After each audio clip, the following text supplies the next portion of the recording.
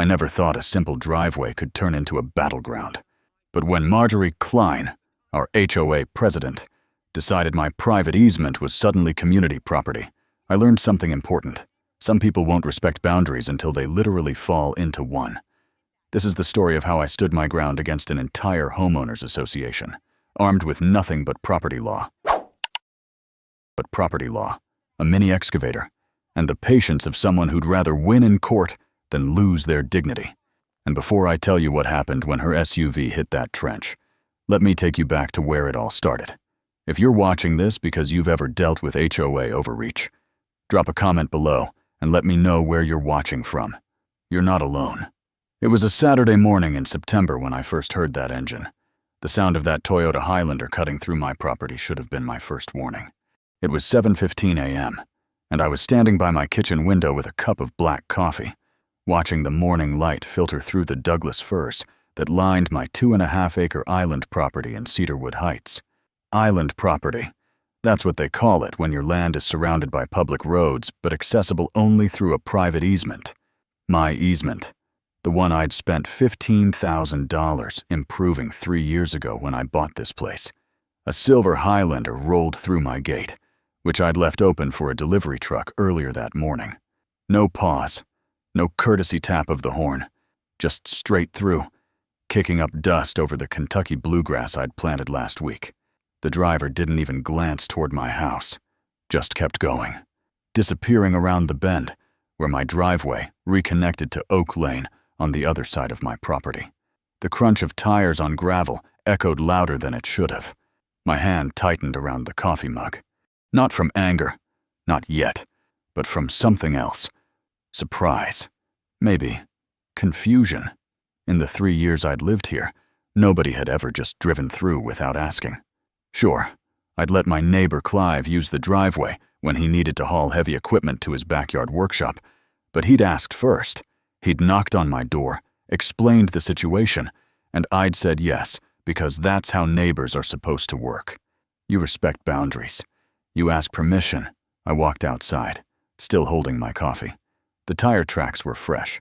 2 dark lines pressed into the soft earth beside my driveway, where the grass was still taking root. I pulled out my phone and took 3 photos from different angles. Force of habit. I'm a software engineer, and we document everything. I stood there looking at those tracks and felt the first whisper of something I couldn't quite name yet. Not rage. More like the feeling you get when you realize someone's moved your things without asking. A violation of order. Clive was watering his roses on the other side of the low wooden fence that separated our properties. He waved, then must have seen something in my expression because he set down his hose and walked over. Clive was 60, retired from the Postal Service, with the kind of weathered face that suggested he'd spent most of his life outdoors. Good guy, kept to himself mostly, but always ready to lend a hand or share a beer on a quiet evening. Morning. Darren, he called out. Whose car was that? I was about to ask you the same thing, I said. He squinted down my driveway, then back at the tracks. Looked like Marjorie Kline's Highlander. She's the HOA president. You know her. I knew her the way you know anyone who shows up at every neighborhood meeting with a binder full of printed emails and a smile that doesn't quite reach her eyes. Marjorie was 50-something, with dyed blonde hair that she wore in a style I can only describe as aggressively professional. She had opinions about everything: lawn height, fence colors, holiday decorations. She was the kind of person who believed that community standards were more important than individual preferences, and she had the HOA bylaws memorized to prove it. Yeah, I know her, I said. Think she got lost? Clive shrugged. Maybe, or maybe she was cutting through. Oak Lane gets pretty backed up in the morning. That whisper grew louder. Cutting through. Like my private driveway was some kind of traffic relief valve for the neighborhood. I didn't say anything to Clive, just nodded and went back inside.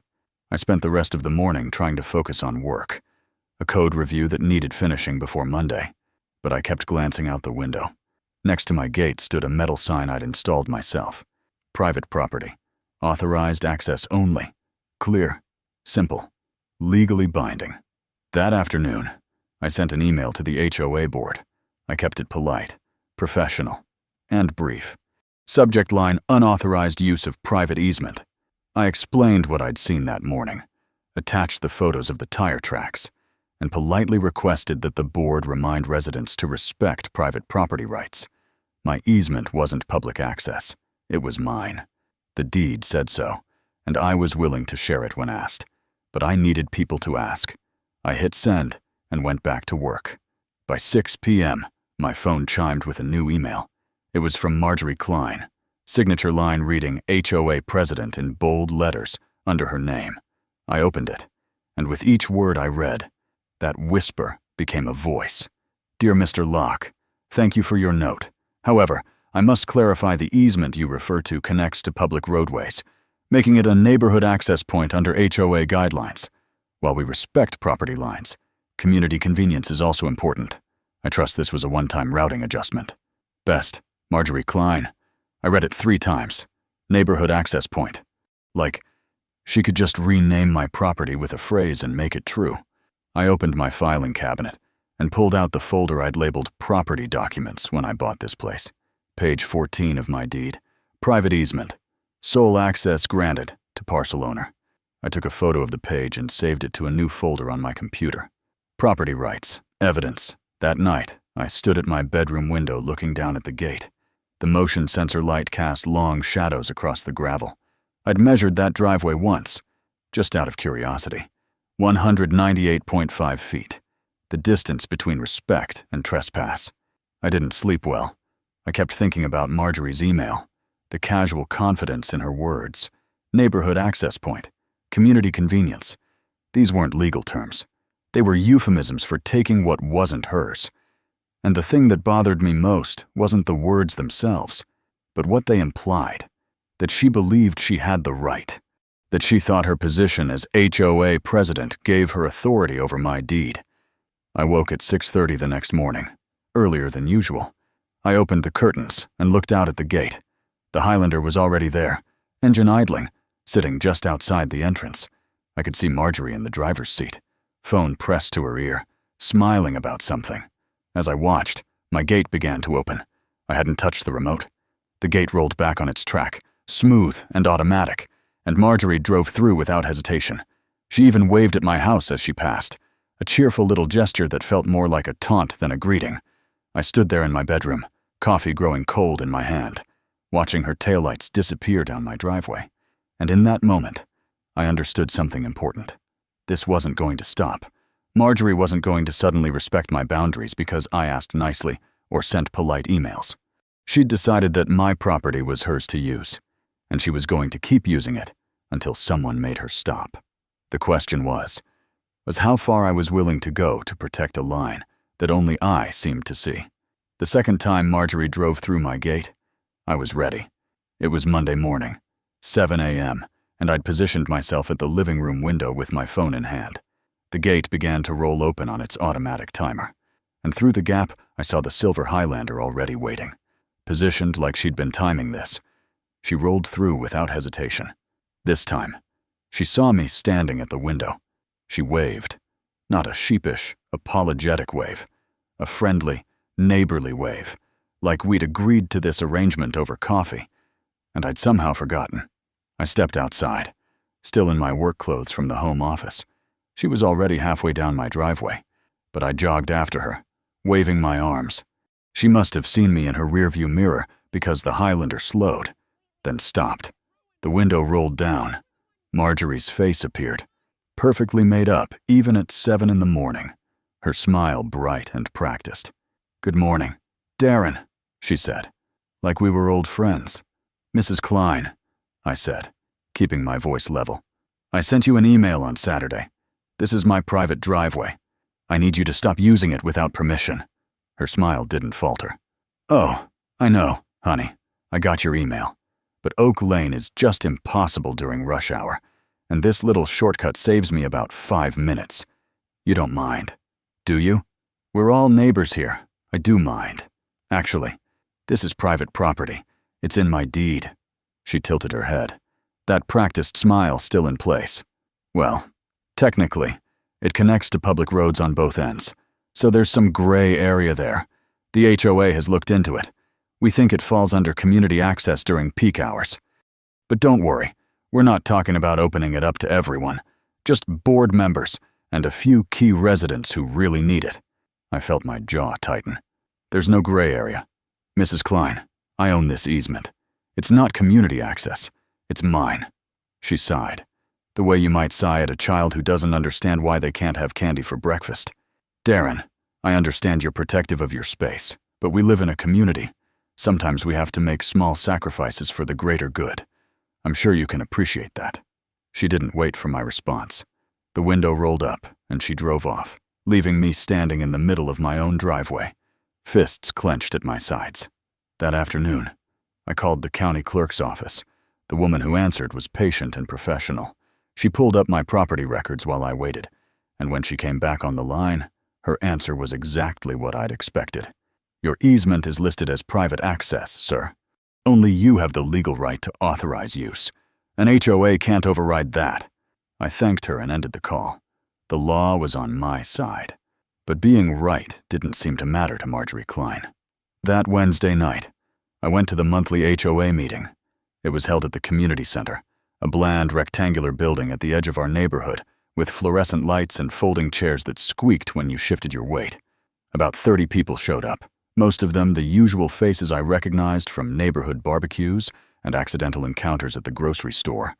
Marjorie stood at the front with Trent Mallory, the vice president, a guy in his mid-40s with an overgrown beard and a voice that carried like he was used to talking over people.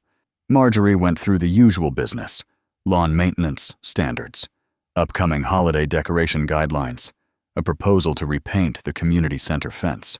Then, about 20 minutes in, she shifted gears. Now, I want to address something that's come up recently, she said, her voice taking on that tone of patient authority.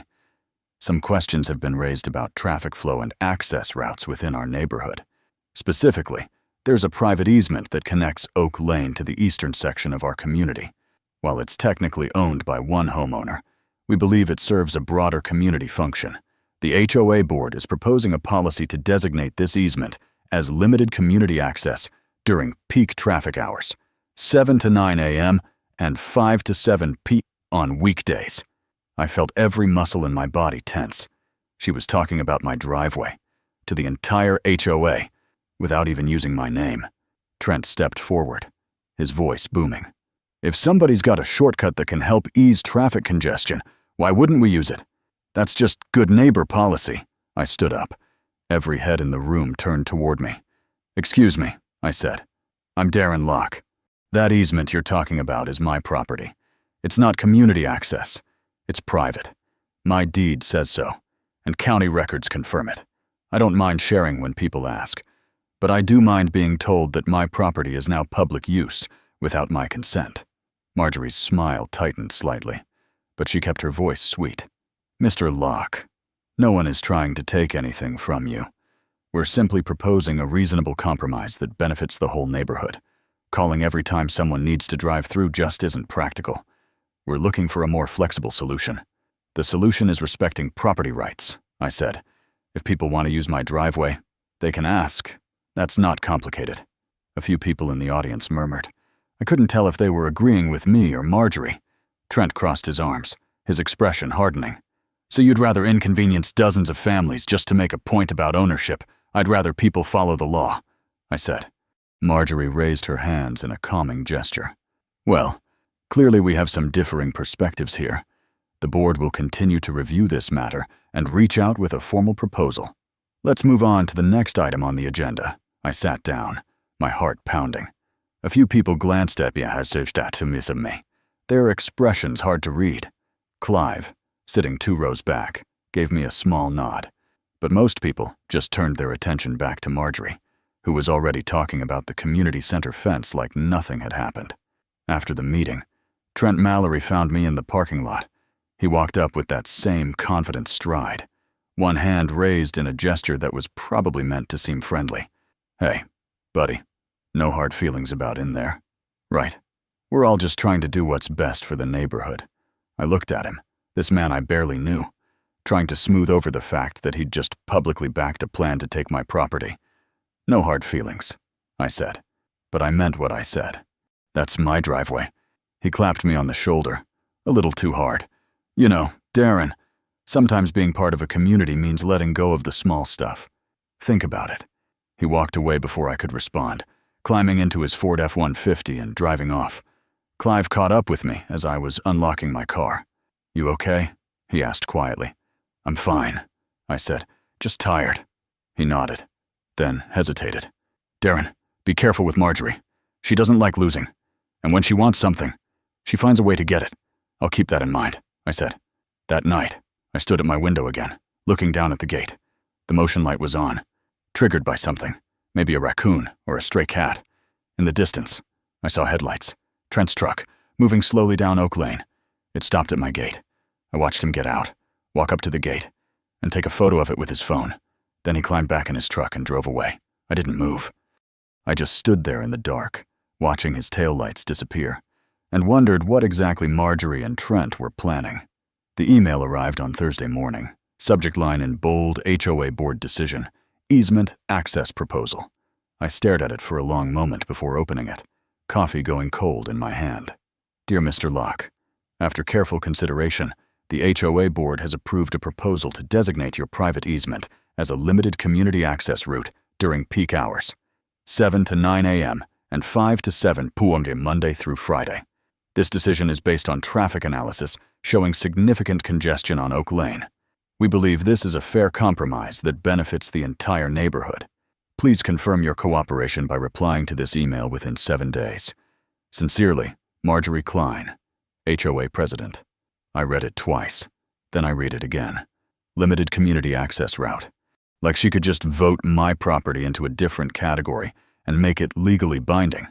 My fingers moved across the keyboard almost automatically, the response forming itself. Dear Mrs. Kline, I declined this proposal. My easement is private property, as stated in my deed. HOA has no legal authority to designate it as community access. I respectfully request HOA to cease unauthorized use of my property. Regards, Darren Locke.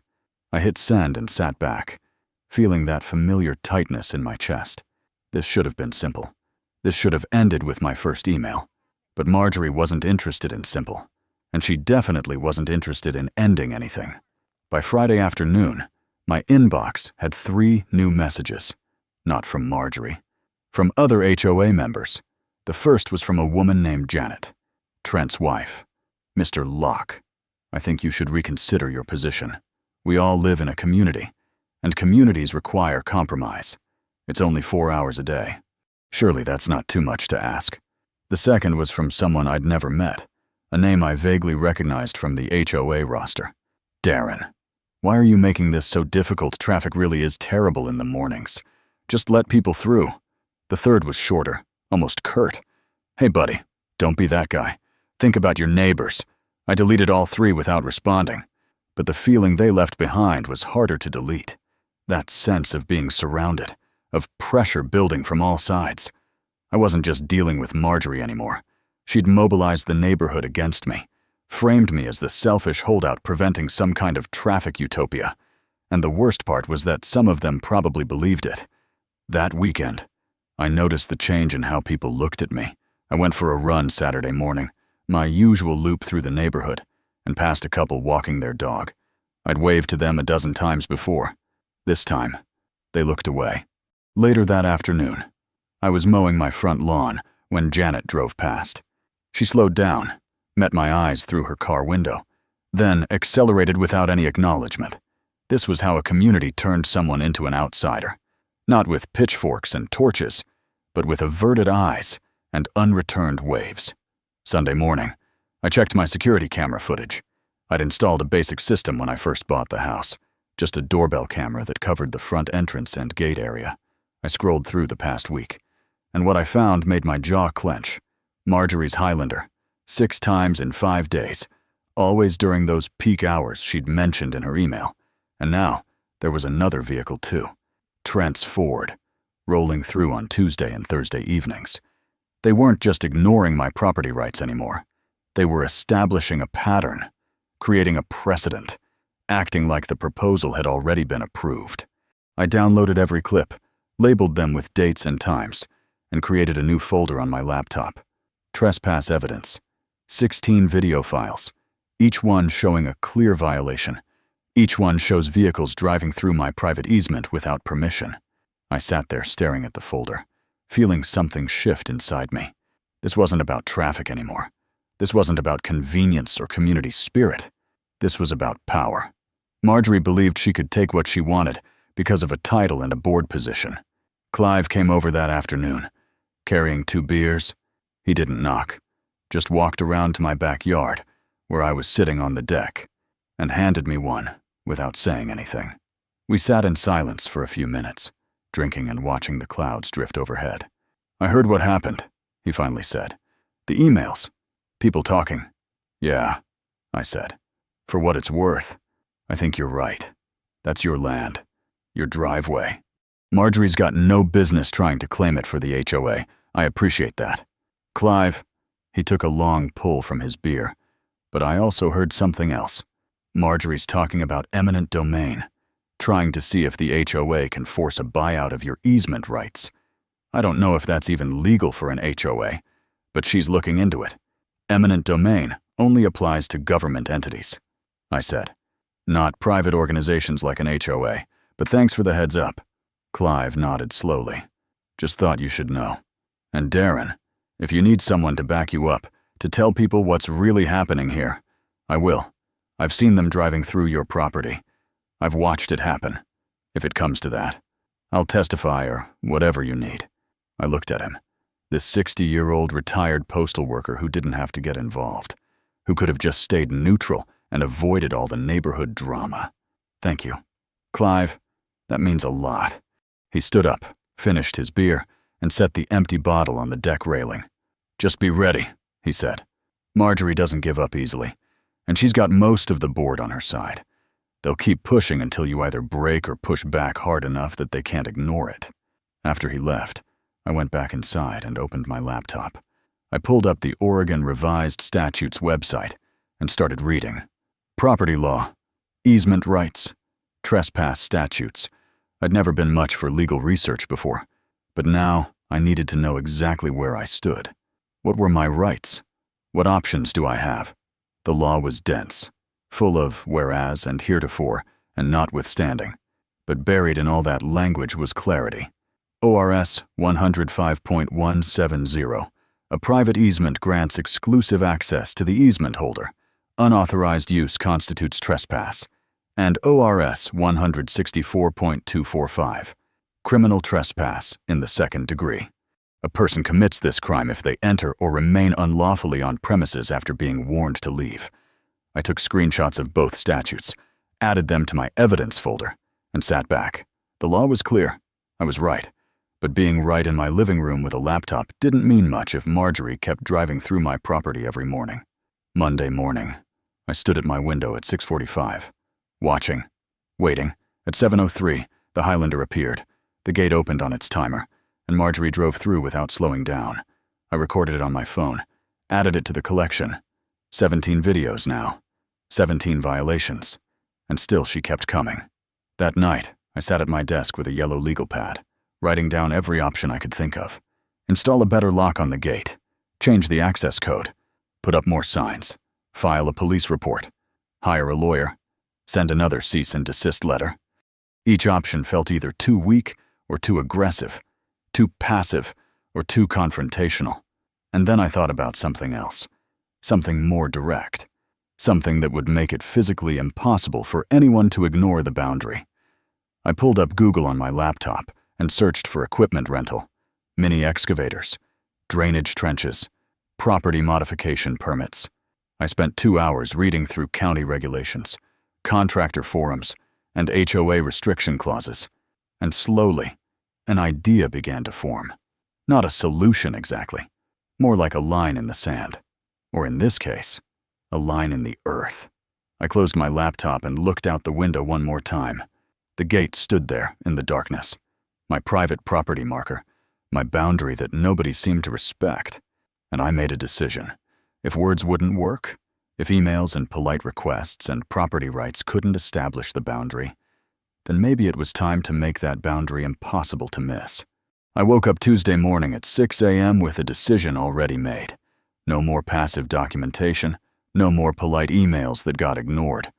It was time to find out exactly what legal ground I was standing on, and more importantly, what I could do about someone who refused to get off it.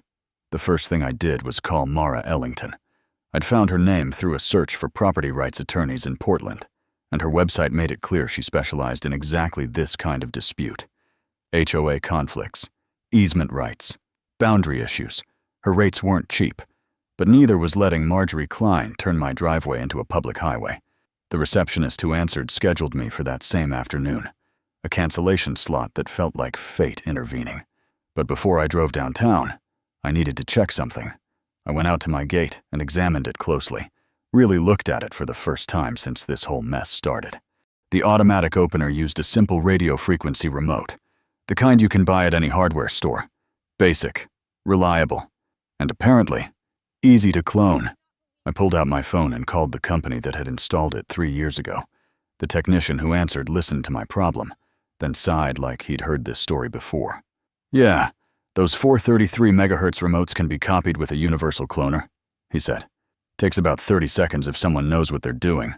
You can buy the cloner online for $50. We recommend upgrading to a rolling code system. Generates a new code each time you use it. Can't be copied." "How much?" I asked. $350 for parts and installation. We can do it next week." I scheduled the appointment, knowing it was only a temporary fix. A better lock wouldn't solve the fundamental problem. Marjorie didn't care about locks or gates or property rights. She cared about getting what she wanted. And right now, what she wanted was my driveway. Mara Ellington's office was downtown, on the 14th floor of a building with views of the Willamette River. The reception area was small but well organized. Law books lining the walls, everything neat and purposeful. Mara herself was in her early 40s, with dark hair pulled back, wearing a gray suit that looked expensive but understated. She shook my hand once, firmly, and gestured to the chair across from her desk. "Show me what you have," she said. I opened my laptop and walked her through everything.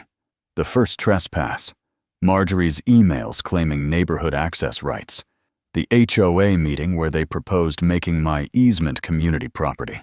The video footage shows repeated violations. My deed clearly states private easement, sole access granted to the parcel owner. I'd organized it all into folders, chronological and thorough, and Mara watched without interrupting. When I finished, she sat back and was quiet for maybe 10 seconds. "This is straightforward," she finally said. "HOA has no authority here. Your deed is clear.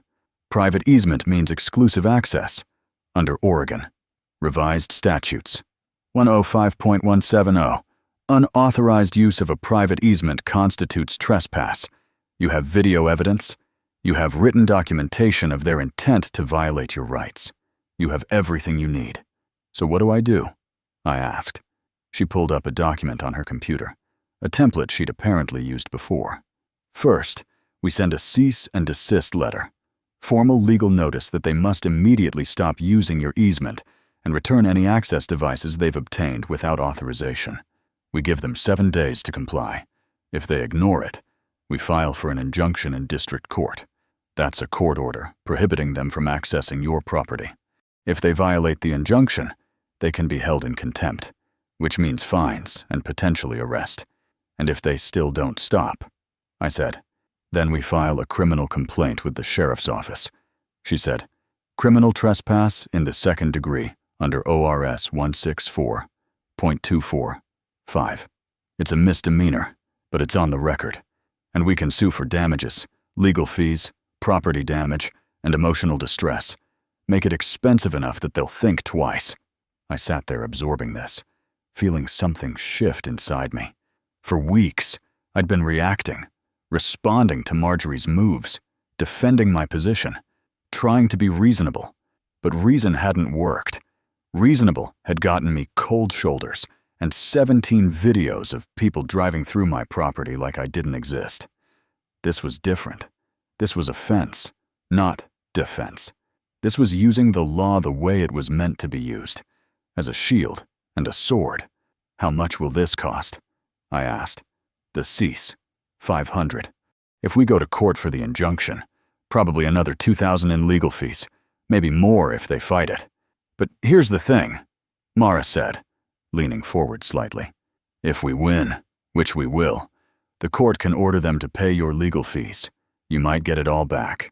Do it, I said. All of it. She nodded and started typing. While she drafted the cease and desist letter, I sat there thinking about what came next. This was going to make things worse before they got better. Marjorie would see this as an escalation, an attack.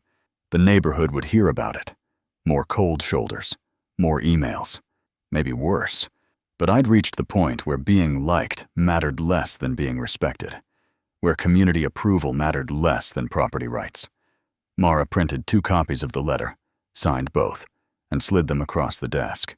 We'll send these by certified mail, she said. One to Marjorie Kline, one to Trent Mallory.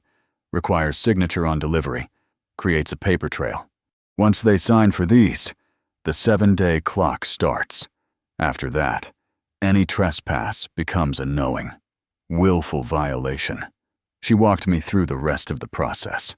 The timeline for filing an injunction, the evidence I'd need to bring to court, the possibility that HOA might try to claim I was creating a public nuisance or blocking emergency access, every possible angle they might use, and how we'd counter it.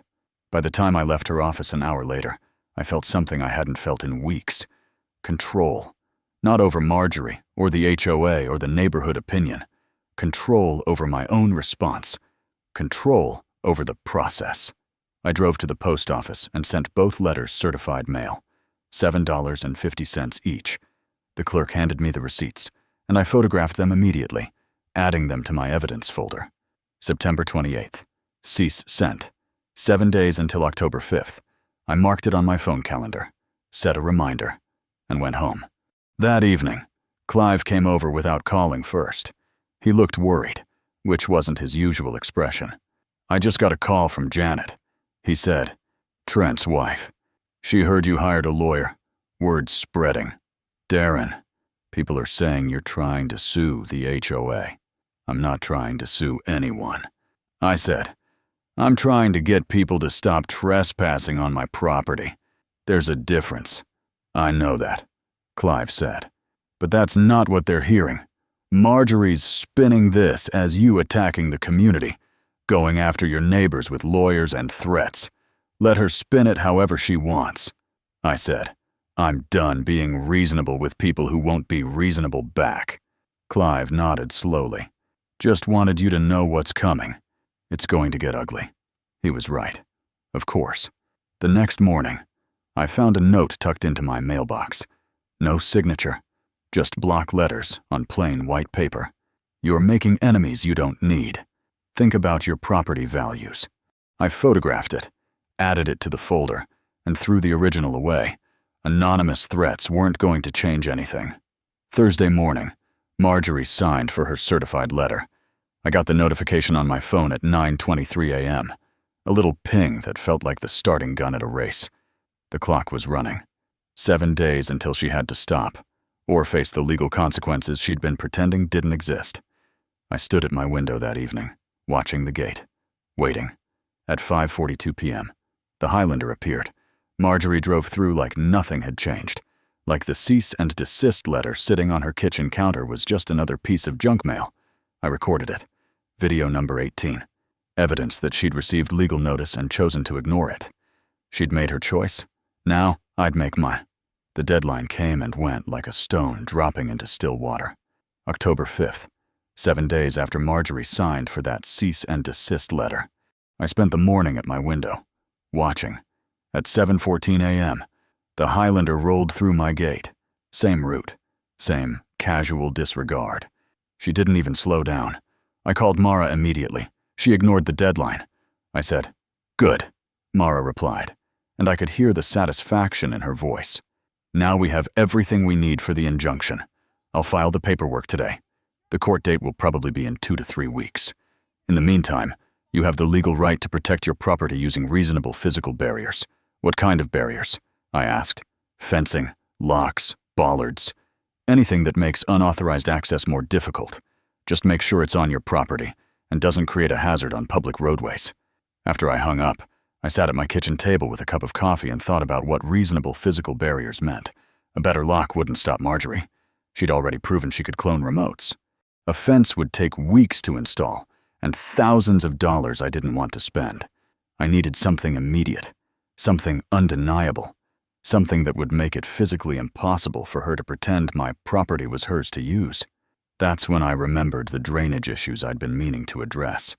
Every winter, rainwater pooled at the low point of my driveway, right before the gate.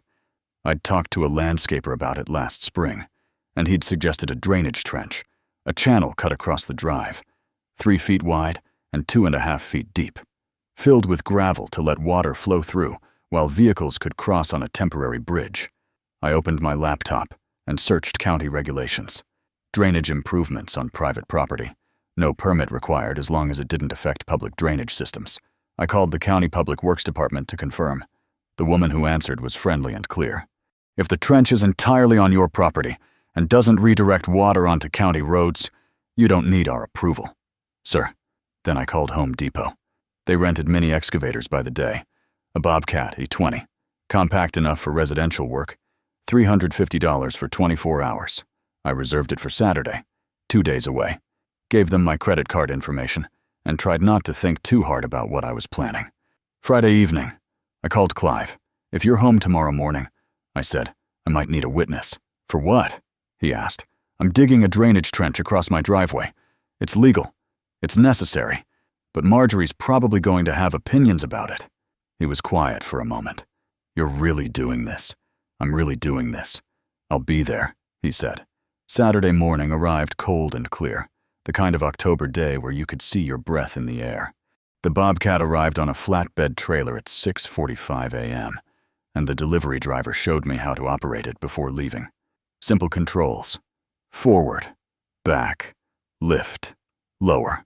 I'd watched enough videos on the internet the night before to feel reasonably confident I wouldn't destroy anything important. I started digging at 7:15, right as the sun was clearing the trees. The excavator bucket bit into the gravel and soil with a satisfying crunch. Mechanical and irreversible. I marked out the trench line with spray paint first, 12 feet across the driveway, positioned about 15 feet in front of the gate, far enough inside my property that there was no question about jurisdiction, close enough to the gate that anyone approaching would see it immediately. The first pass took 30 minutes, scraping away the top layer of gravel and cutting into the clay soil beneath. The Bobcat's diesel engine rumbled loud enough that I didn't hear Clive approach until he was standing at the edge of my property, coffee mug in hand, watching me work. You're serious about this, he called out when I shut off the engine for a break. Dead serious, I said. He nodded slowly. Good. Someone needs to stand up to her. I went back to work. By 8:30, the trench was 2 feet deep and taking shape. By 9:15, it was done, 3 feet wide, 2.5 feet deep, running straight across my driveway like a scar. I filled it with drainage gravel, the kind that lets water through but provides a clear visual marker. Then I built a temporary bridge, 4 thick planks of pressure-treated lumber laid across the trench, strong enough to support my Subaru, but removable whenever I wanted. I stood back and looked at my work.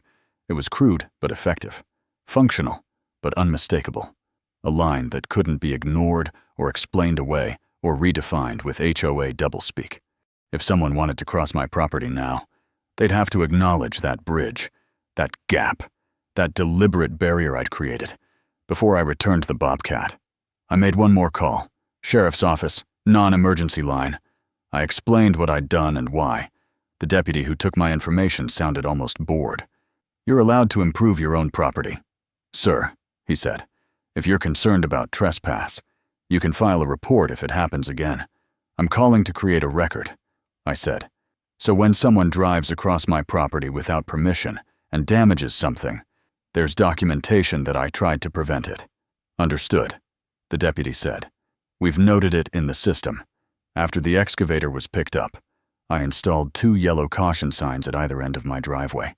Caution, trench ahead, bright reflective lettering, impossible to miss.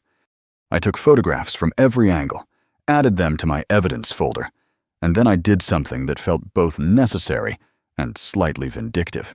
I removed the temporary bridge and stored it in my garage. The trench was now fully exposed. 3 feet of space, gravel-lined, 2.5 feet deep. Anyone who tried to drive through would drop their front wheel straight into it. Not dangerous enough to cause injury, but definitely enough to trap a vehicle, to require a tow truck, to create exactly the kind of public embarrassment that might finally make Marjorie understand what boundaries meant. Clive came over that evening with 2 beers. We sat on my back deck, not saying much, just watching the sun set behind the Douglas firs. Finally, he spoke. "You know she's going to drive through anyway, right? She'll see that trench as a challenge." "I know," I said. "And when she does, it's going to be a whole thing. Police, tow trucks, and the neighborhood are watching. I know that, too." He took a long drink from his beer. "You ready for that?" "I've been ready since the day she drove through my gate like she owned it," I said. I tried being polite. I tried being reasonable. I tried following every proper channel. She ignored all of it. So now we're going to find out what happens when someone finally tells Marjorie Kline no in a language she can't misinterpret.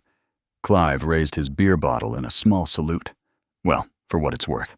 I'll be watching tomorrow, and I'll have my phone ready." That night, I barely slept. I kept running through scenarios in my head. Marjorie sees the trench and turns around. Marjorie saw the trench and called the police to complain. Marjorie sees the trench and tries to drive through anyway. Each possibility branched into a dozen others. A decision tree of conflict that all ended the same way, with boundaries being respected or consequences being paid. At 6 a.m. Sunday morning, my phone buzzed with a text from Clive. "Just heard from Janet. Marjorie's planning to drive through your gate this morning. She wants to prove the trench is illegal. Thought you should know." I texted back a simple thanks and got dressed. Then I positioned myself at the living room window with my phone fully charged, camera app open, and waited for the silver Highlander to appear. The question wasn't whether she'd come. The question was whether she'd stop when she saw what I'd built. Sunday morning arrived with fog thick enough to soften the edges of everything. I stood at my window at 7 a.m., coffee in hand, watching the gate through the mist. The trench was barely visible from this angle, just a darker line across the gravel, but I knew it was there, 2.5 feet deep, 3 feet wide, waiting. At 8:12, I heard voices, not engines, voices. I moved to the front door and opened it quietly. Through the fog, I could see shapes gathering near my gate. 4 people. Marjorie's blonde hair was unmistakable, even at this distance. Trent stood beside her, hands on his hips. 2 other women I recognized from HOA meetings flanked them, both holding phones. They were staging something. That much was clear. This wasn't Marjorie taking her usual shortcut. This was a performance, a demonstration, whatever you wanted to call it. She wanted witnesses. She wanted documentation. She wanted to prove, on camera, that my trench was unreasonable or illegal or whatever story she'd convinced herself of. I pulled out my phone and started recording. Then I walked outside, stopping on my front porch where I had a clear view.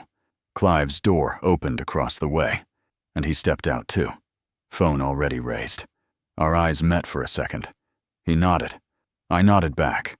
Marjorie saw me and waved, that same cheerful gesture she'd used every other time. Then she climbed into the Highlander. Trent got in the passenger seat. The 2 women got in the back. 4 people. 4 witnesses to whatever was about to happen. The engine started, that familiar rumble, and the vehicle rolled forward slowly toward my gate. I'd left the gate open, deliberately. I wanted there to be no question about what happened next. No claim that the gate had malfunctioned or that she'd been locked out. The gate stood wide, and beyond it, clearly marked with 2 yellow caution signs, was the trench. The Highlander crept forward, 20 feet from the trench, then 15. I could see Marjorie's face through the windshield now, focused and determined. She wasn't slowing down. She'd seen the signs. She'd seen the trench, and she was going anyway. 10 feet, 5 feet. I held my breath. The front wheels hit the edge of the trench and dropped. Not fast, because she wasn't going fast. but sudden enough that the whole vehicle lurched forward and down with a metallic thud that echoed across the morning fog. The Highlander's undercarriage slammed against the far edge of the trench, front wheels suspended in space, rear wheels still on solid ground, but lifting slightly from the sudden weight shift. The engine revved as Marjorie hit the gas, but the wheels just spun uselessly, grinding against gravel 2.5 feet below where they needed to be. For a moment, everything was perfectly still. The engine is idling. The vehicle tilted at a 15-degree angle, nose down like it was bowing. Then the doors started opening. Trent tumbled out first, literally tumbled because the passenger side was higher than it should be. He caught himself on the doorframe, stumbled, and ended up on one knee in the gravel. The two women in back were yelling, high-pitched and panicked, and they scrambled out the rear doors with considerably more grace than Trent had managed. Marjorie stayed in the driver's seat for maybe 5 seconds longer. Then her door opened, and she climbed out, carefully, deliberately, maintaining that dignity she wore like armor. But when her heels hit the ground, and she looked at her vehicle, really looked at it, I saw her face change. The performance mask cracked. What came through wasn't anger exactly. It was something closer to disbelief. She turned toward me, and when she spoke, her voice was loud enough to carry across the fog. "You did this on purpose. This is illegal. I'll sue you for every cent you have." I kept my phone steady, still recording. "Mrs. Kline," I said, my voice calm and level, "this is private property. I have the legal right to improve drainage on my own land. You were warned by a cease and desist letter. You were warned by caution signs. You chose to drive through anyway. This is entrapment," Trent shouted, walking toward me with that aggressive stride of his. "You built a trap."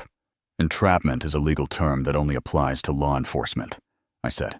"I'm a private citizen protecting my property. You've been trespassing repeatedly despite a written legal notice. This is the consequence of ignoring property rights." Marjorie pulled out her phone, fingers shaking slightly as she dialed. "I'm calling the police," she said. "You're going to jail for this." "Go ahead," I said. "I'd recommend calling a tow truck, too. Your vehicle isn't going anywhere without one."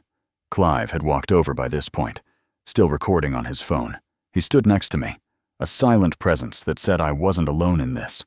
One of the women from Marjorie's car, a brunette whose name I couldn't remember, looked at Clive and then at me. "This is crazy," she said, but her voice had lost its certainty. "You both are crazy." "No," Clive said quietly. "What's crazy is thinking you can ignore property rights and legal notices without consequences. Darren warned you, multiple times. You didn't listen." The sheriff's deputy arrived 18 minutes later. I'd been timing it on my phone, watching the minutes tick by while Marjorie paced, and Trent took photos of the trench from every angle, and the two women sat on the curb looking like they wished they'd stayed home. The deputy was a man in his mid-30s, tall and professional, and his nameplate read Miller. He surveyed the scene without expression. Then he walked up to me. "You, the property owner?" he asked. "Yes, sir," I said. "Darren Locke. I own this easement. I have documentation if you need it." "Let's start with what happened here," Deputy Miller said. I walked him through it. The repeated trespassing. The cease letter was sent and ignored. The legal right to improve drainage. The caution signs I'd posted. The video evidence I'd collected. I showed him my deed, the highlighted section about private easement and sole access. I showed him the certified mail receipt proving Marjorie had received legal notice. Deputy Miller nodded slowly, taking notes. Then he walked over to Marjorie. "Ma'am, did you have permission to drive through this property?" "It's a community access road," Marjorie said. "The HOA approved it. Do you have documentation of that approval?" the deputy asked. She hesitated. "It was in the meeting minutes. It was discussed. But this deed says it's private property," Deputy Miller said, holding up his phone where I'd sent him a photo. "And Mr. Locke has a certified letter showing he told you to stop. Did you receive that letter?" "I received it," Marjorie said. "But it doesn't change the fact that this trench is dangerous. He built it to hurt people. He built it on his own property," the deputy said. "He posted warning signs. You chose to ignore them." He pulled out a citation book, the kind with carbon copies, and started writing. "Mrs. Kline, I'm citing you for criminal trespass in the second degree under Oregon Revised Statutes 164.245. That's a $250 fine. If you trespass on this property again, you'll be arrested." He tore off the citation and handed it to her. Marjorie took it with shaking hands, staring at it like it was written in a foreign language. Trent opened his mouth to argue, but Deputy Miller held up one hand. "Do you want to dispute this, sir? Because if you were in that vehicle, you're trespassing too." Trent closed his mouth. The deputy turned back to me. "Mr. Locke, I recommend you keep that trench clearly marked. No issues with that on my end. But cover your bases." He handed me his card. "If they trespass again, call this number directly." After he left, the tow truck showed up. It took 30 minutes to winch the Highlander out of the trench, chains clanking and hydraulics whining. Marjorie stood watching, arms crossed, face pale. When the vehicle was finally back on level ground, the driver inspected the undercarriage. "You got some scrapes," he said. "It might have damaged the oil pan. I'd get it checked before driving it." Marjorie didn't respond. She just got in the driver's seat and drove away. Slowly, the Highlander making a scraping sound that hadn't been there before. Trent and the two women followed in Trent's truck, a silent convoy of defeat. I stood there with Clive, watching them disappear into the fog. After a long moment, Clive spoke. "You know this isn't over." "Right, I know," I said. "But maybe now it'll end in a courtroom instead of my driveway." The court summons arrived on October 15th, exactly 10 days after Marjorie's Highlander took its dive into my trench. Mara had filed for the injunction as promised, and the district court had scheduled a hearing for October 20th, 5 days away. The letter was formal and dense with legal language, but the core message was simple: show up and prove your case, or lose by default. I spent those 5 days preparing like I was studying for a final exam. Mara walked me through everything over phone calls and one in-person meeting. What questions the judge might ask, how to present evidence clearly, what Marjorie's lawyer would probably argue, and how we'd counter it. She drilled me on staying calm, answering only what was asked, never letting emotion override fact. "The defense will try to paint you as vindictive," she said during our last prep session. "They'll say the trench was designed to hurt people, that you're being unreasonable, that community good should outweigh individual property rights. We counter with the law, with your deed, with the cease and desist they ignored, with 17 videos of trespass. Let the evidence speak." On the morning of October 20th, I put on the same gray suit I'd worn to job interviews 3 years ago, the one that still fit, but felt uncomfortably formal. I met Mara outside the courthouse at 9:30, and we went through security together. The courtroom was on the 3rd floor, smaller than I'd expected, with wooden benches and fluorescent lights that hummed faintly overhead. Marjorie was already there with her lawyer, a man in his 50s named Howard Finch, who had the kind of aggressive confidence that came from winning more cases than he'd lost. He wore an expensive suit and carried a leather briefcase that probably cost more than my monthly mortgage. They sat at the defendant's table, Marjorie in a navy dress that made her look professional and sympathetic, exactly the image she wanted to project. Trent Mallory sat in the gallery behind them, along with 3 other HOA board members I recognized, a show of solidarity, a reminder that I was one person going against an organization. Clive sat on my side of the room, the only friendly face in the crowd, and that meant more than I could express. "All rise," the bailiff said, and Judge Patricia Langford entered. She was in her early 60s, with gray hair, sharp eyes, and an expression that suggested she'd heard every excuse and argument twice before. She sat, gestured for everyone else to sit, and opened the file in front of her. "This is a petition for permanent injunction," she said, looking at Mara.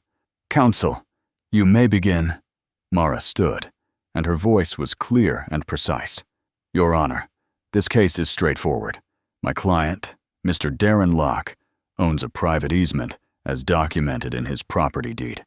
The defendants, led by Mrs. Marjorie Kline in her capacity as HOA president, have repeatedly trespassed on this easement despite receiving formal legal notice to cease.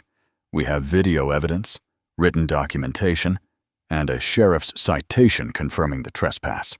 We're asking the court to issue a permanent injunction prohibiting the defendants from accessing my client's property without written permission. She pulled up the first piece of evidence on a laptop connected to the courtroom's display screen. My deed, page 14. The relevant section highlighted. Private easement. Sole access granted to parcel owner. Then the first video. Marjorie's Highlander is driving through my gate on September 15th. Then the cease and desist letter. Certified mail receipt attached. Then video after video, each one time-stamped and dated, showing the pattern of repeated violation.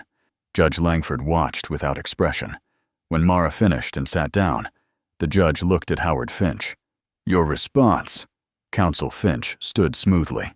Your Honor, the HOA doesn't dispute that Mrs. Kline used the easement. However, we contend that this easement, because it connects two public roadways, serves a community function and should be treated as quasi-public access. The HOA proposed a reasonable accommodation, limited hours of use, but Mr. Locke refused to compromise. Instead, he constructed what amounts to a trap, a dangerous excavation designed to damage vehicles and potentially harm occupants. This wasn't about property rights. This was about revenge. Judge Langford's eyebrow went up slightly. Quasi-public access. Do you have case law supporting that classification for a private easement?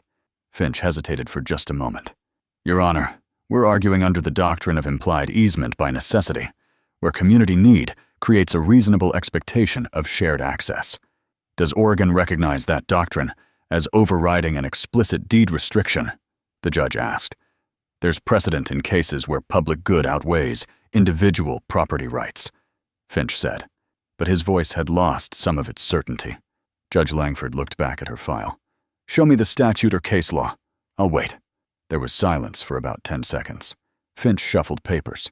We're still researching the specific Oregon precedent, Your Honor. So you have no legal basis, the judge said. It wasn't a question. She turned to Mara. Counsel, address the allegation about the trench being a dangerous trap. Mara stood again. Your Honor, Mr. Locke excavated a drainage trench, which is a legal and common property improvement. He confirmed with County Public Works that no permit was required. He installed 2 caution signs 50 feet before the trench. He notified the sheriff's office in advance. And most importantly, the defendants had received formal legal notice to stop trespassing 7 days before the incident. They knew they weren't allowed on the property. They saw the warning signs. They chose to proceed anyway.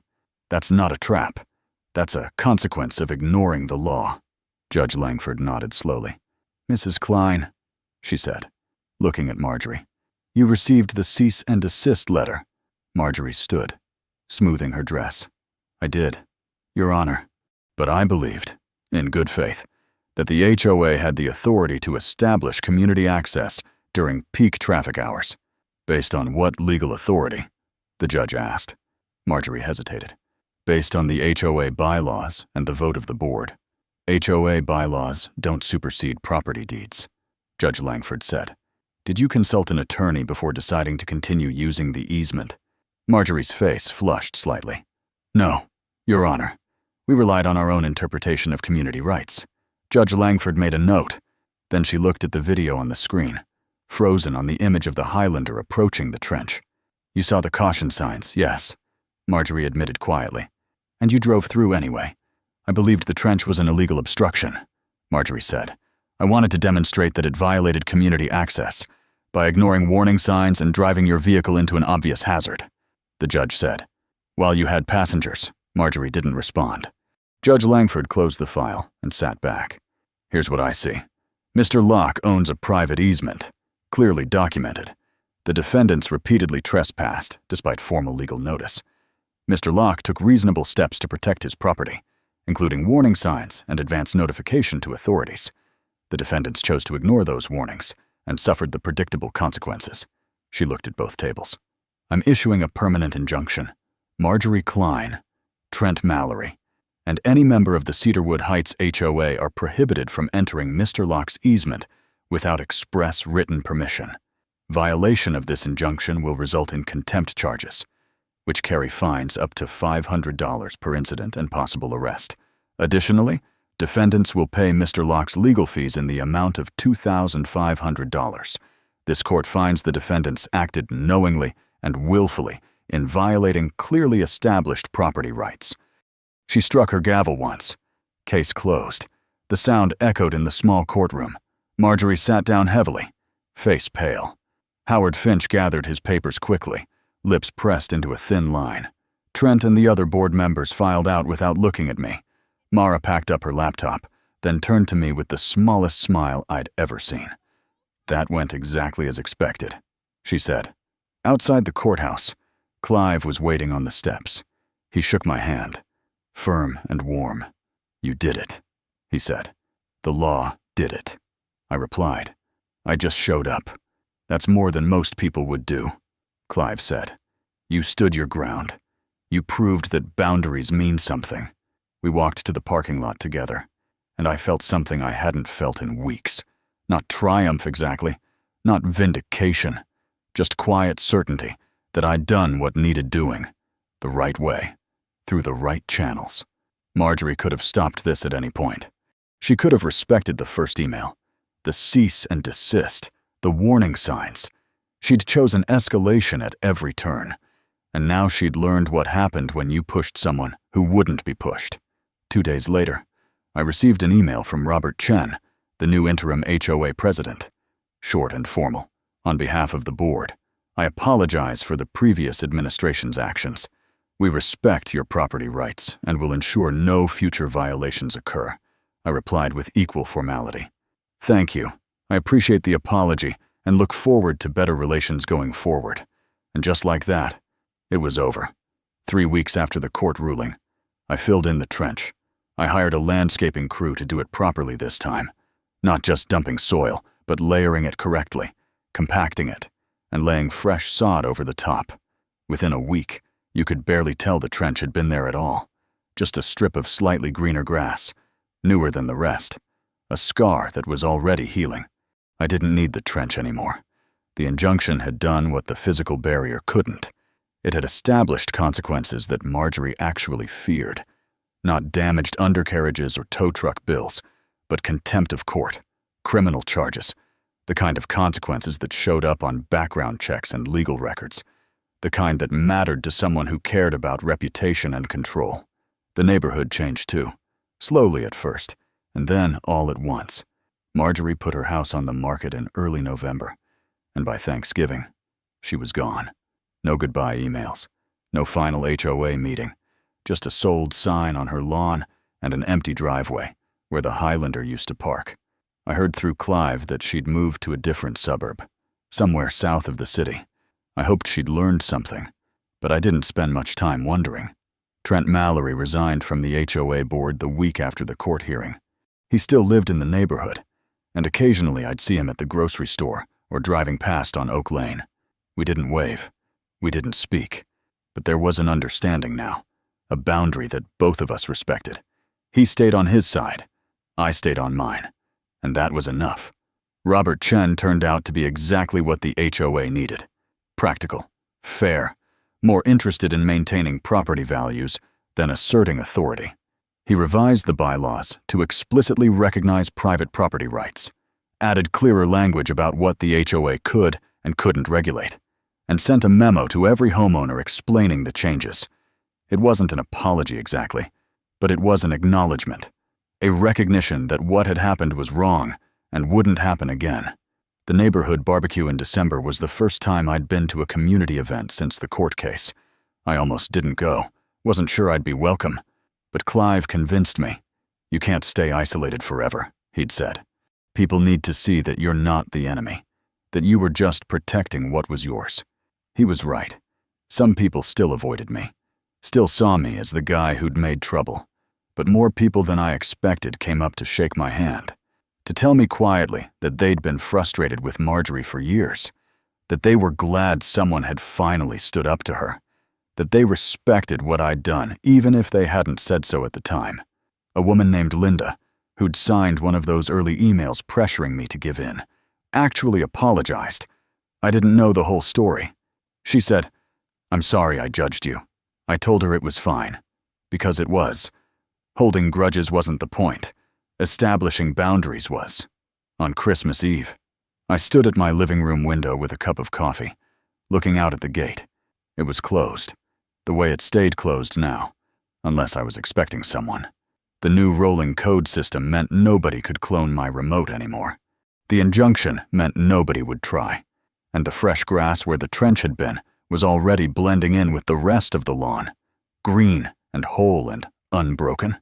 I thought about what Clive had said that night on my deck, weeks ago, that boundaries weren't walls meant to keep people out. They were lines that let us live close together without stepping on each other. That respect wasn't about liking everyone or agreeing with everyone. It was about acknowledging that other people had rights that didn't disappear just because they were inconvenient. Marjorie had never understood that. She'd seen boundaries as obstacles to be overcome, property rights as suggestions to be negotiated. And when someone finally drew a line, she couldn't cross. She'd learned the hard way what happens when you mistake patience for weakness. I didn't build that trench to hurt anyone. I built it to be heard, to make visible a boundary that had always existed, but that people chose not to see.